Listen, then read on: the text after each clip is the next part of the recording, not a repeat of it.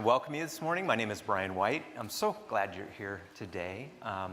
We're looking forward to my family. We're all getting together for Mother's Day, and I hope that you have someone to celebrate with this afternoon, this evening. We've been working toward today with the book of Ruth. We're going to wrap up our series on Ruth today. I want to talk about the next couple weeks and then really moving into the summer, a couple things to consider. We're going to start next week a sermon series going over the Bible. And we haven't done this for a while, and I think it's a really, really important thing to do to understand the big picture of the Bible, how it's put together, the difference between the law, the prophets, the writings in the Old Testament. We'll talk about the New Testament, the Gospels, Paul's letters, the rest of the epistles in this series cover to cover.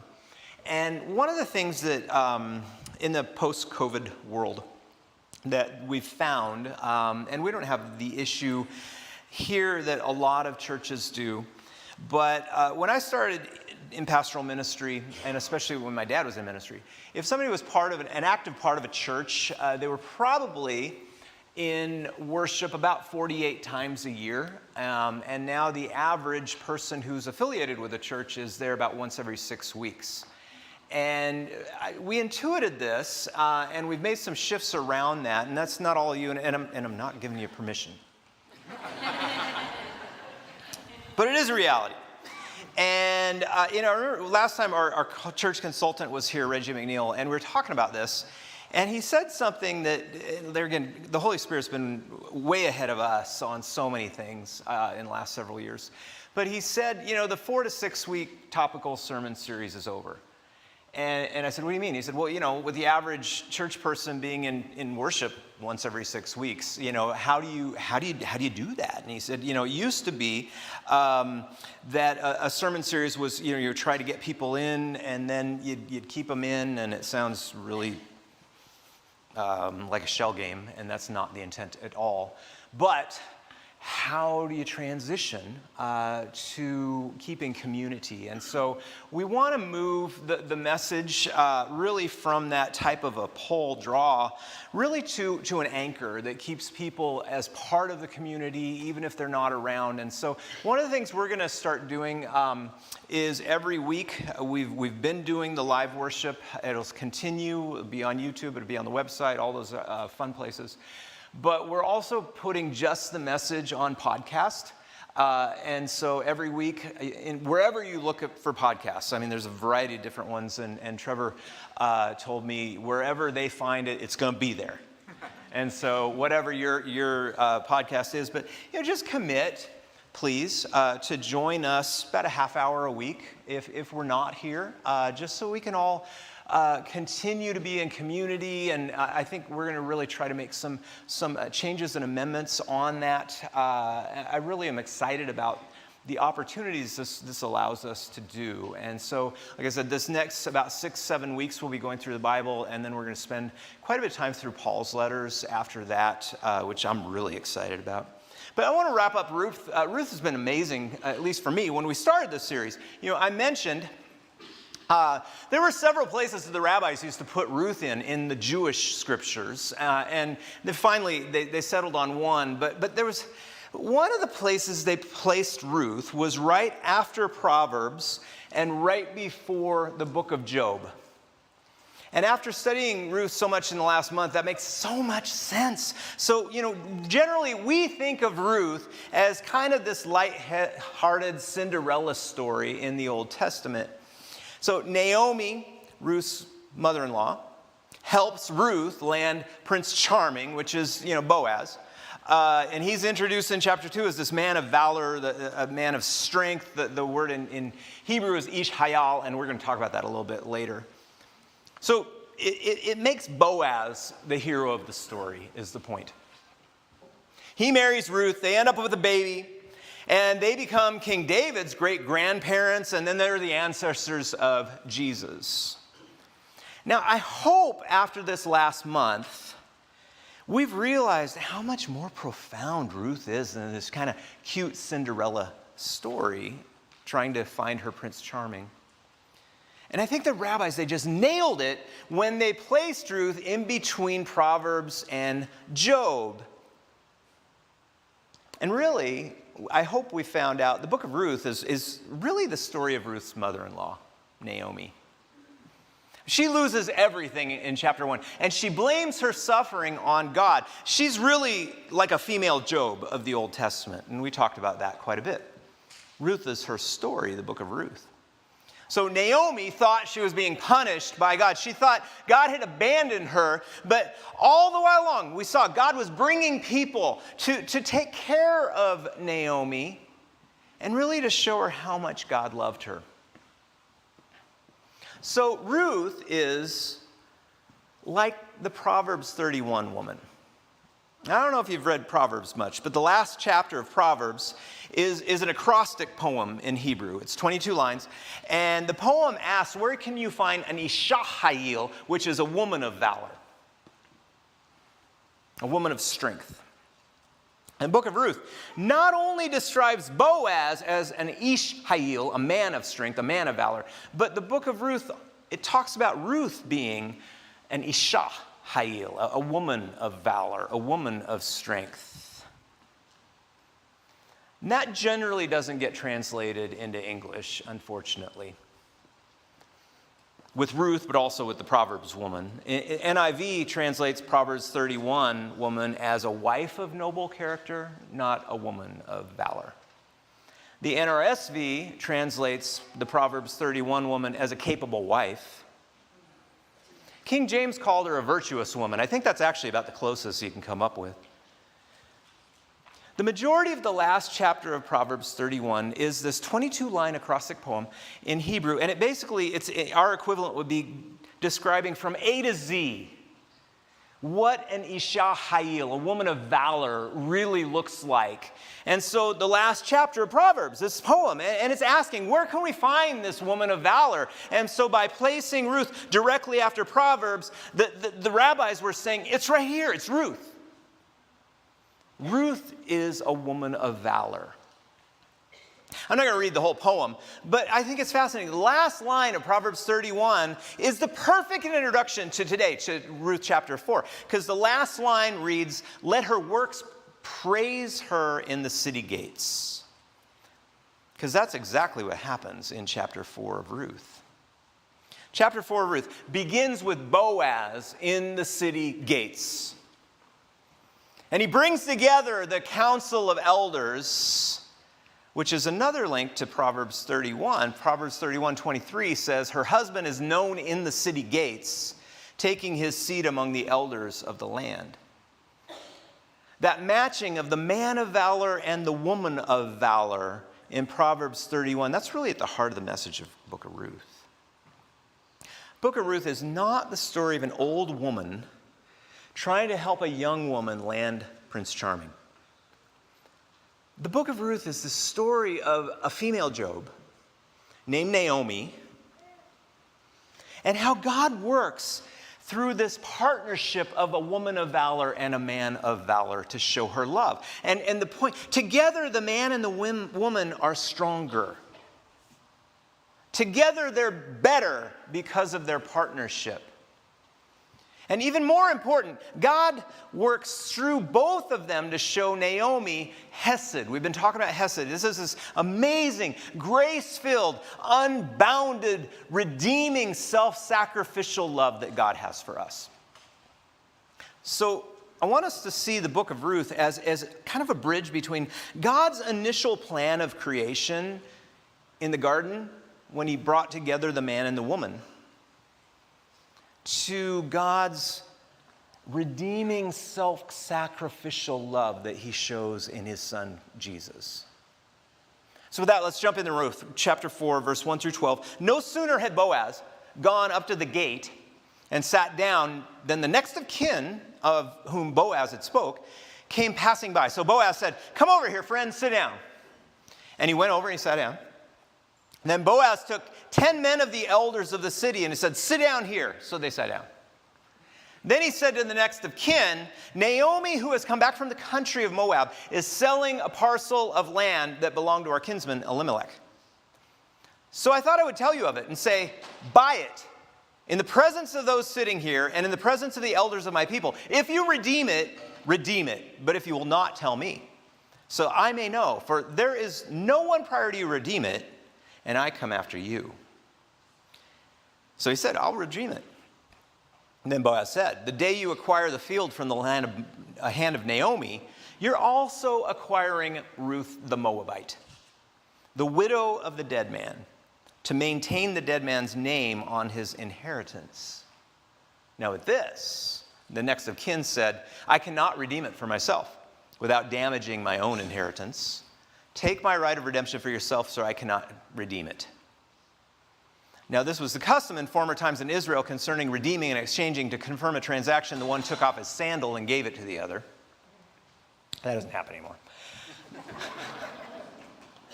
This was the manner of attesting in Israel. So when the next of kin said to Boaz, acquire it for yourself, he took off his sandal.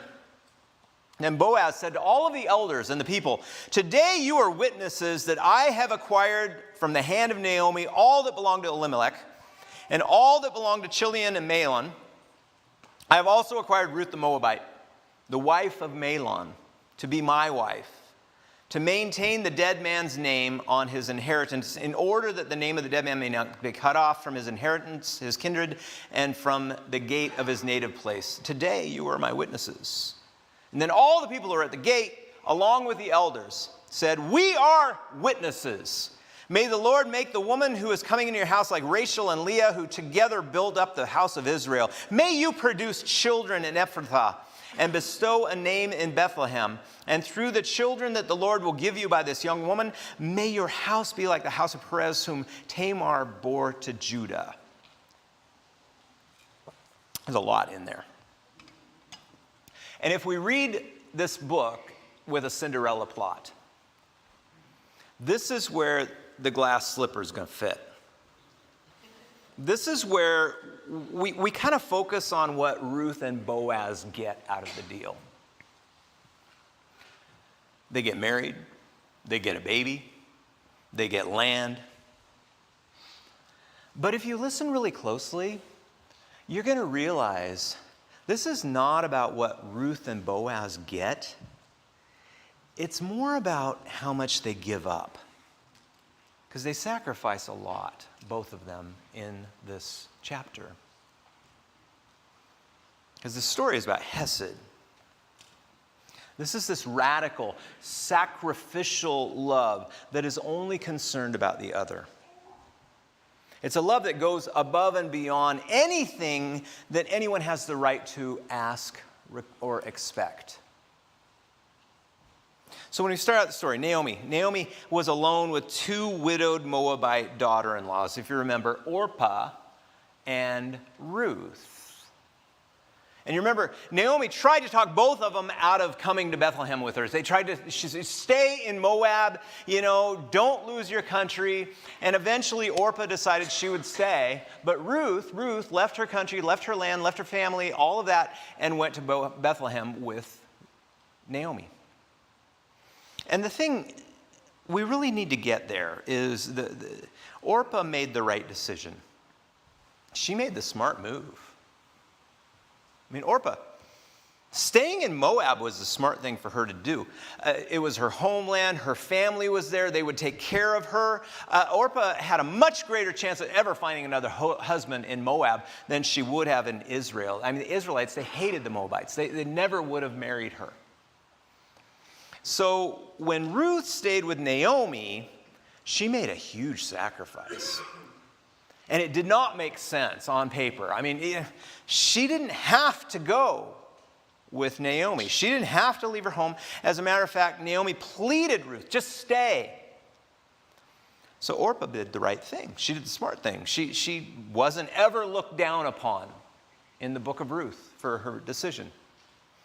But Ruth showed Hesed. And the point was, this is a love that goes beyond what anybody can expect. And we've been talking about Hesed through the series, and it's this radical self-sacrificial love that goes beyond anything that anyone could ever expect of you. And the more you read chapter 4, the more you realize how sacrificial Boaz's decision is to honor Ruth's request. So last week, Ruth proposed marriage to Boaz on the threshing floor. You remember the story? And she proposed so that they would have a baby, so that Elimelech's name and legacy would continue, and so that his land would stay in the family. Ruth told Boaz, "You're the next of kin."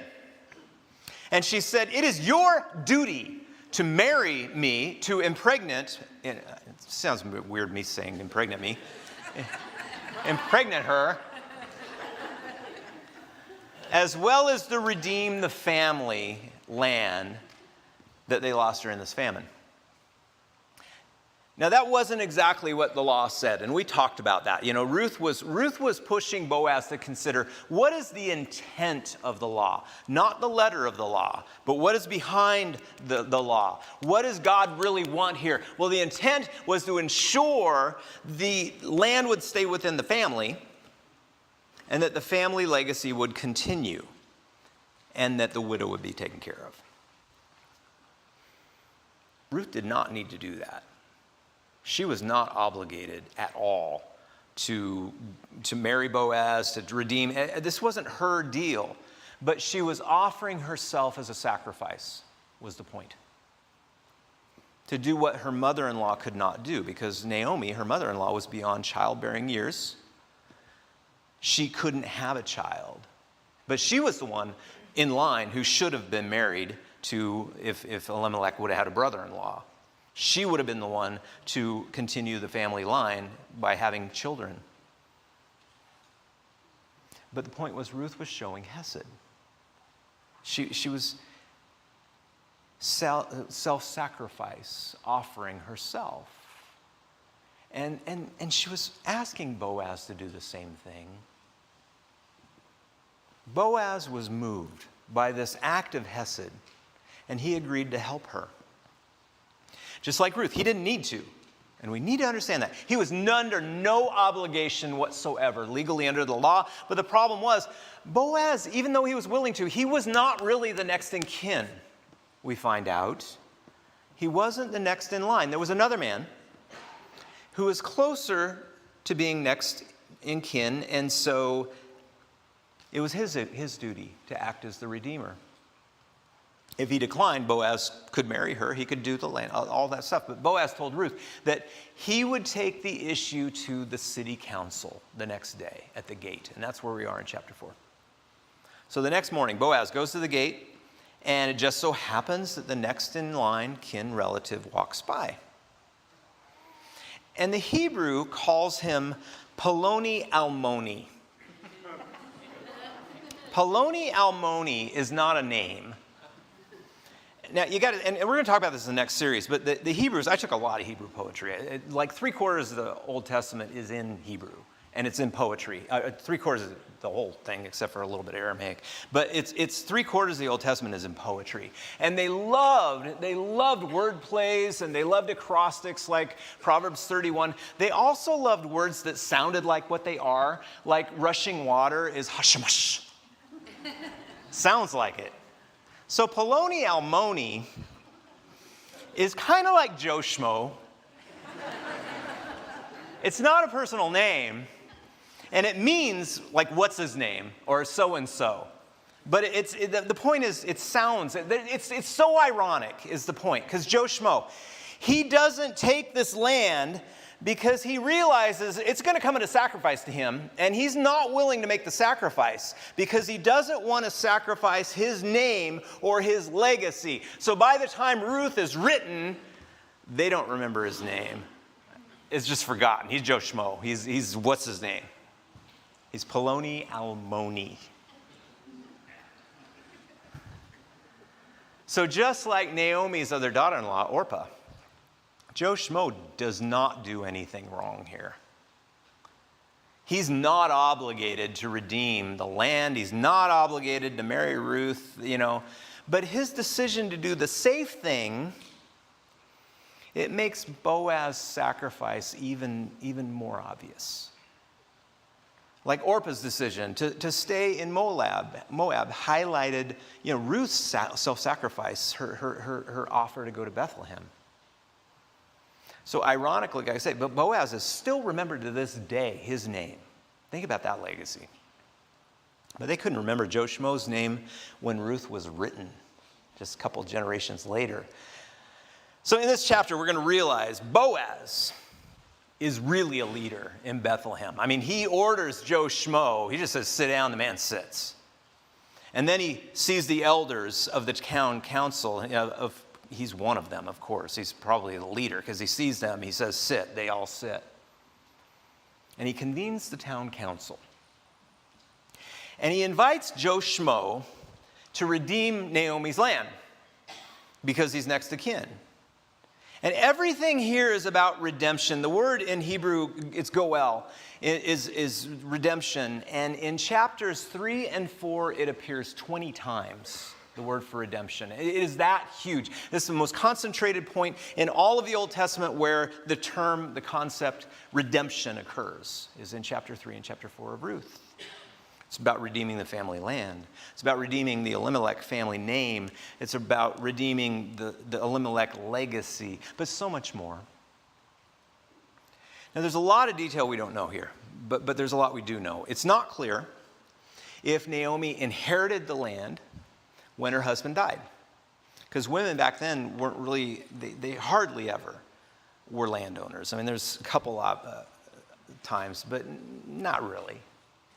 But if she did inherit the land, the normal pattern would have been for her to marry her husband's brother, and he would take care of the land until they were supposed to have a son, and then until the son would eventually grow up, and then he would inherit the land and take over that land. That's how that worked. Or Elimelech really may have sold the land as part of this, they left there for famine and they moved to Moab just so they could survive. And so he may have just needed as much cash as he could get. And if that were the case, it would have been sold back then with the expectation that the family would purchase it back when they came back from Moab. In that case, Naomi would have needed a family member, male, to buy it back. And that was the redeeming it for the family. But either way, Joe Schmo, he agrees to redeem the land. And of course he would. I mean, this is a good deal for him, because what's his name, Joe Schmo, is going to double his land automatically. And his kids are going to inherit it because Naomi is a childless widow beyond childbearing years. I mean, she can't have another child. So she's not going to have any more kids. He knows this. That means the land will be transferred as part of his estate to his kids. This is a great deal. The Poloni-Almoni family name is going to live forever. Verse 5 is really difficult in Hebrew, but it's worth kind of diving in a little bit. So there's two ways to read it, both the NIV and the NRSV. They take the first way, 4:5. Boaz said, "The day you acquire the field from the hand of Naomi, you're also acquiring Ruth the Moabite, the widow of the dead man, to maintain the dead man's name on his inheritance." So basically it's saying on the day that you inherit this land, or you buy this land, you're acquiring Ruth. It means you're going to have to marry her. And if she has a son, that kid's going to get your land. The other reading, I think, is even more interesting. Basically, it says, you redeem the land, and I will acquire Ruth, Boaz. In other words, the land and the marriage are separate deals, and Boaz is saying he's going to marry the woman, and their kids would end up inheriting this land. Either way, Joe Schmo, he's got to pay for the land out of his own money. It's going to take a chunk of his own estate out. And if Ruth has kids, his kids don't get his property. Either way, he's got to pay for the property out of his own estate, but it's not going to be part of his legacy if Ruth has a child. It's a gamble, but Joe Schmo is not willing to gamble. Ruth's been married for 10 years, wasn't able to have kids, but still, he's not willing to risk at all, so he totally backs out of the deal. And there again, nothing is wrong with this. Just like Orpah, this was a smart thing to do, right? In the eyes of the world, he's not obligated. This could really put a dent in his family legacy, and his actions, though, did not reflect the intent of the law. They didn't reflect the ethics of the kingdom of God, which was meant to help widows, which was meant to save family land, which was meant to save a family name from extinction. And he wouldn't be part of it. He wasn't willing to sacrifice. And isn't that the human condition, to see God's law as a ceiling versus a floor? I mean, we want to know exactly what does this say that I have to do. No more, no less. What's the minimum here? I will follow the letter of the law, but I don't even think about what the intent is. Boaz is under no obligation to do anything here.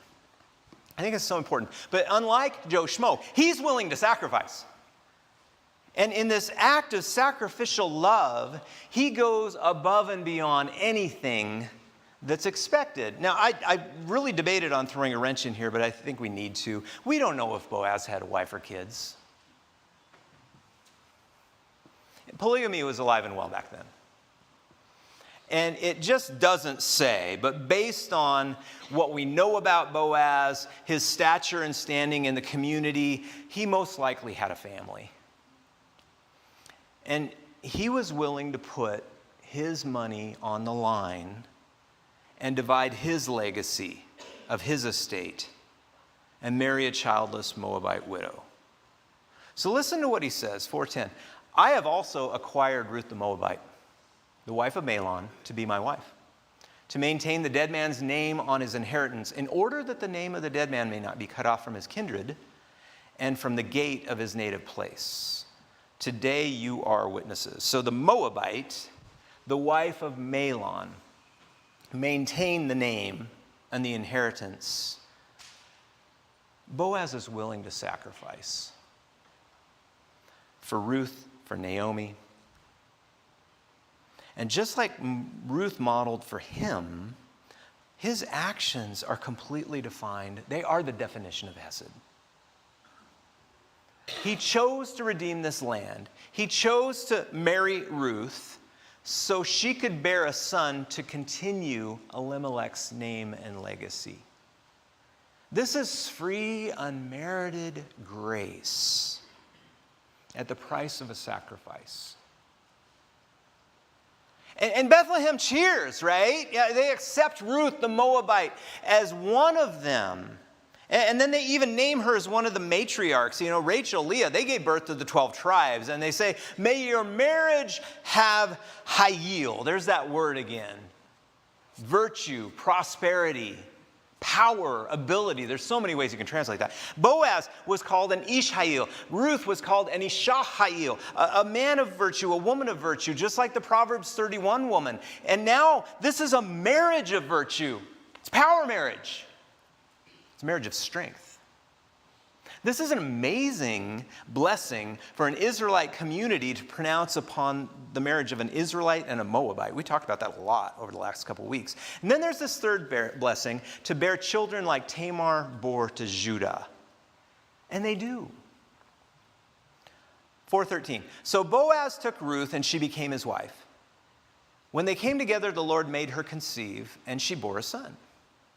Then the woman said to Naomi, blessed be the Lord, who has not left you this day without next of kin. May his name be renowned in Israel, and he shall be a restorer of life and a nourisher of your old age. For your daughter-in-law, who loves you, who is more to you than 7 sons, has borne him. Then Naomi took the child and laid him in her bosom, and she became his nurse. And the woman in the neighborhood gave him a name, saying, a son has been born to Naomi. And they named him Obed, because he became the father of Jesse, the father of David. So Ruth and Boaz consummate the marriage. And we talked about this last week, that, most likely that means nothing happened on the threshing floor, for those who want to know. And for the second time in the story, And this is important. The second time in the story, God actually directly intervenes, because the whole story is about how God works behind the scenes, calling people to do his work. But he does. He directly intervenes. Barren Ruth, able to conceive a child. And I think we miss what happens next. When we started the story, Naomi had 2 sons, right? And you might remember I mentioned in Hebrew, it says they're little kids, little infants. Even though they were grown men and they've been married for 10 years, that the text said they were her little boys, Mahlon and Chilion. And you remember their names. Mahlon meant critically ill, and then Chilion meant terminally ill. So there's no self-fulfilling prophecy there. Don't name your kids that, right? That's that, yeah. Here's my little boy, critically ill. So the Hebrew says Naomi lost her little boys. And then she was empty and childless, widow beyond childbearing years when we opened up the story. But Hesed was born when Ruth had a child. 4:14 through 17. The women said to Naomi, "Blessed be the Lord who has not left you this day without next of kin. May his name be renowned in Israel. He shall be to you a restorer of life and a nourisher of your old age. For your daughter-in-law who loves you, who is more to you than 7 sons, has borne him." And then Naomi took the child, laid him in her bosom, became his nurse, and the women of the neighborhood gave him a name and said, "A son has been born to Naomi." And they named him Obed. And he became the father of Jesse and the father of David. I hope you hear this. The women don't say, "Blessed are you, Ruth." The book doesn't end with Ruth with the child in her bosom. And the women did not say, "A son has been born to Ruth." This was never a Disney story, where an old woman helped Cinderella land Prince Charming, and they had a baby, and they live happily ever after. Ruth and Boaz aren't starting a family here. They're rescuing a family. They're redeeming a family. In an even greater act of hesed than anything we have seen yet, Ruth gives her child to her mother-in-law. She offered herself as a surrogate mother, so Naomi could have a little boy again. Naomi isn't the grandmother sitting baby, Nana. Hi, Nana. She's Obed's mother. I think this is so important. Ruth didn't seek a husband so she could have a family. The baby was never for herself. Really, under law, Boaz, he should have married Naomi, not Ruth. He was the husband's kindred redeemer. But Naomi was beyond childbearing years. So Ruth decided she would offer herself as a surrogate for her mother-in-law. Obed is Naomi's son. This is hesed. This is that radical, self-sacrificing love that is only concerned about the other. This is a love that goes above and beyond anything anyone has the right to ask or expect.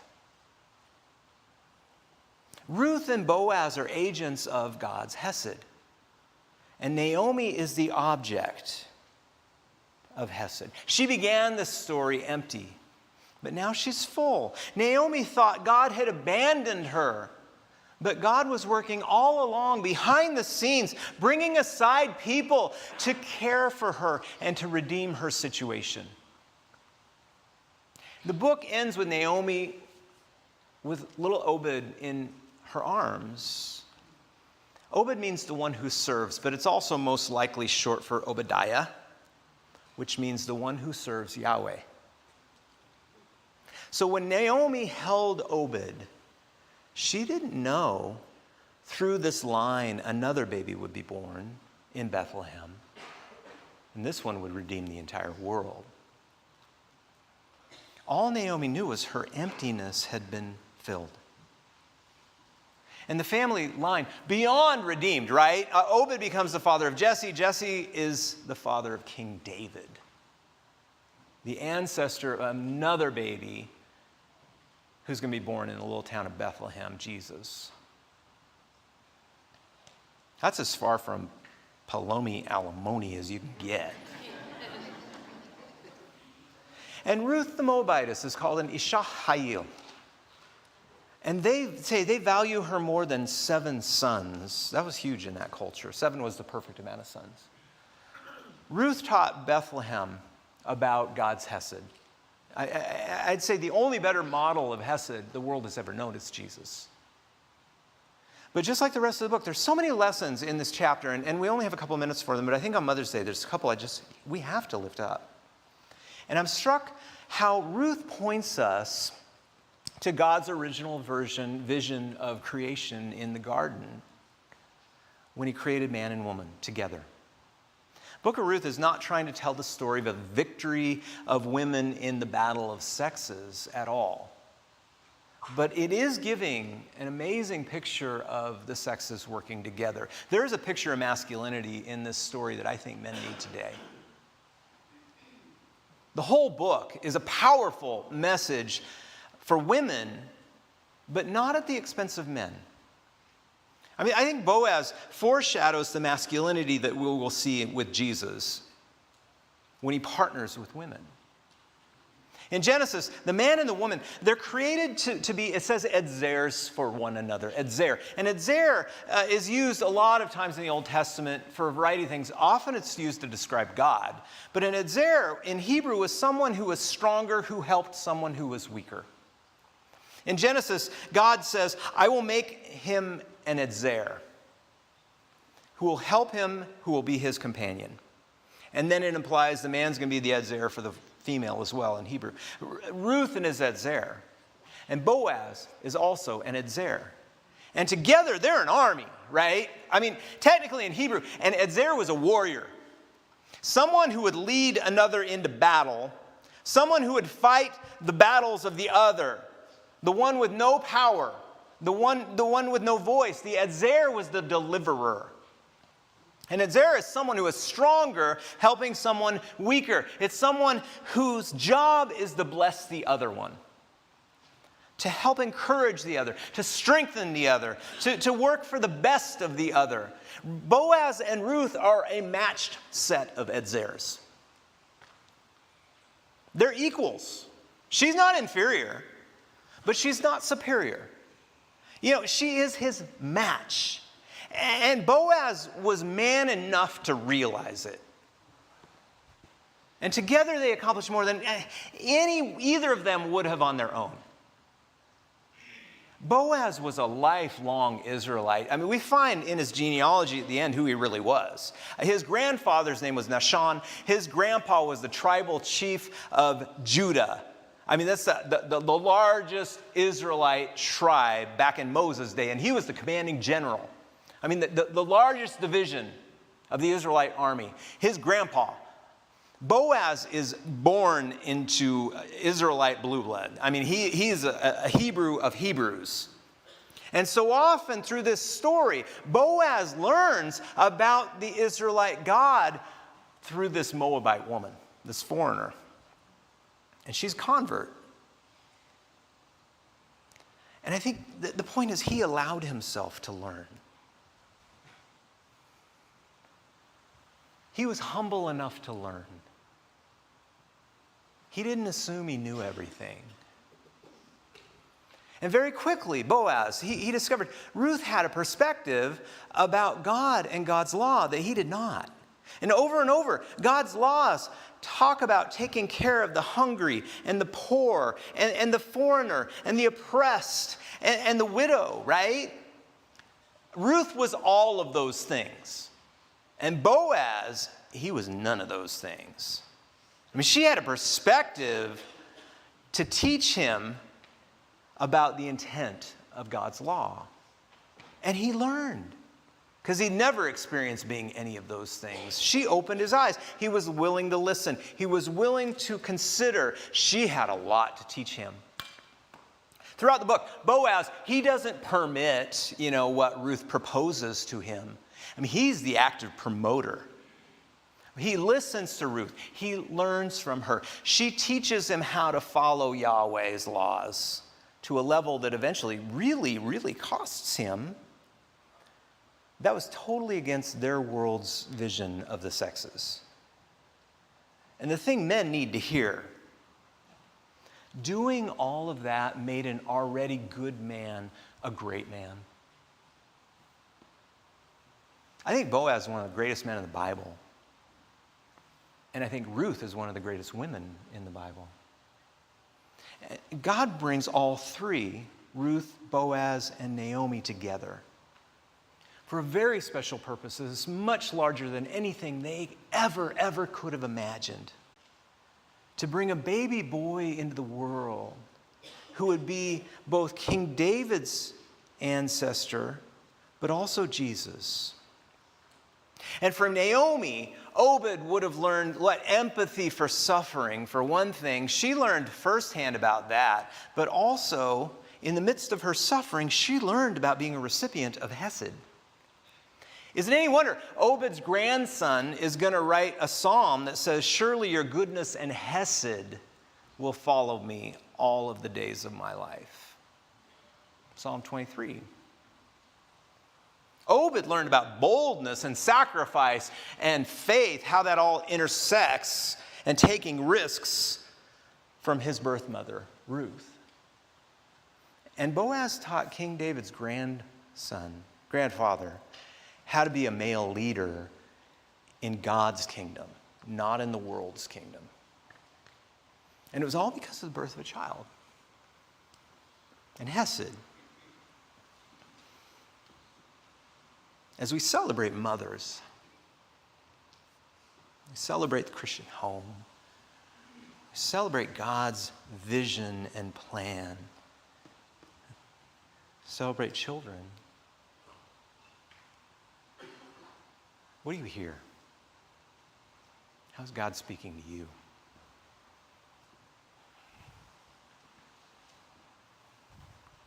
I wonder if you can birth a new commitment to self-sacrificial love, to a love that goes beyond anything anyone could ever expect of you. That's the intent of God's law. We pray with me. Lord, I thank you on this day. Thank you for Ruth. Amazing woman of valor. I thank you for Naomi teaching us, even when we think God has abandoned us, that we're being surrounded by his love and by those people who God is calling to journey alongside us. I thank you for Boaz, a man of valor, a man who is willing to learn, a man who is willing to follow. As we celebrate mothers,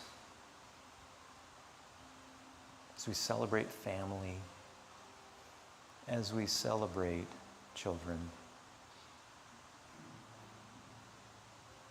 call us to be agents of your Hesed. In your Son's name we pray. Amen.